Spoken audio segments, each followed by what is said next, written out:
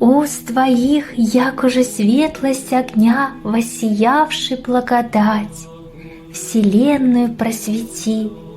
Не сребролюбие мирови сокровище снизка, высоту нам смиренномудрие показа, но твоими словесы наказуя, очи Иоанне Златоусте, моли слово Христа Бога, спастися душам нашим.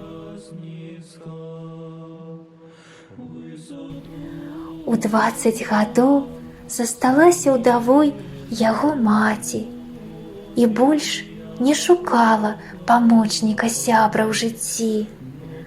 Усе свае сілы яна аддавала дзіцяці, сапраўднага хрысціяніна жадала ўзрасціць. І сталася так, што прынеслі плён вынік старанні. Рос хлопчык разумны, дапытлівы не па гадах. І рана пачаў ён чытаць па свяшчэнным пісанні, і мела маленькае сэрца ў сабе Божы страх. Свяцитель Мялецый, епіскап антыахійскі, заўважыў цуд Божы на свеце, і стаў Іоанн, як сын усё роўна, такі яму родны і блізкі, і з лёгкай рукі неўзабаве хрышчэнне прыняў. А маці на сына з пацехай і ласкай глядзела.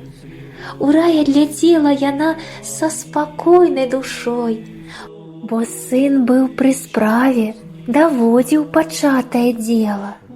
Абраў шлях манаскі, услед за Хрыстом ён пайшоў. Нямала іспытаў трывог выпадала на долю.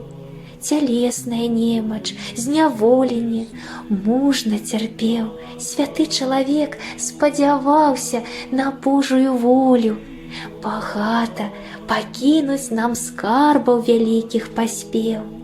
І склаў літургію, адкрыў нам вяршыню вяршыняў, з нябеснай царквой на зямлі заключыўшы саюз.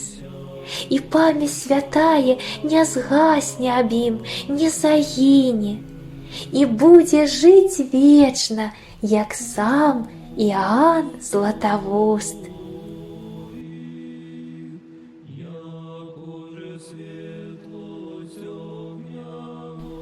Багаты не той, хто шмат набыў, але той, хто шмат стварыў. Для таго Гасподзь мой і сышоў з неба на зямлю, каб я мог узвесці з зямлі на неба. Дзе б ты не быў, маліся, ты храм Божий, не шукай жа месца. Прыслухаемся да залатога слова Іоанна Златавуста, аднаго з 3 сусветных свяціцеляў і настаўнікаў далёкіх 4 і 5 стагоддзяў.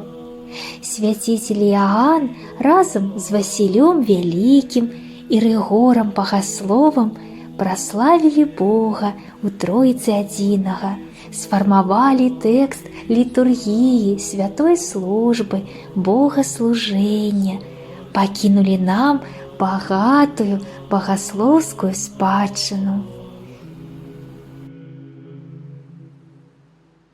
От небес приял еси божественную благодать, и твоими устнами вся учиши поклоняйтеся в Троице единому Богу. Иоанне Златоусте, всеблаженне преподобне, достойно хвалим Тя, еси наставник, яко божественное являя.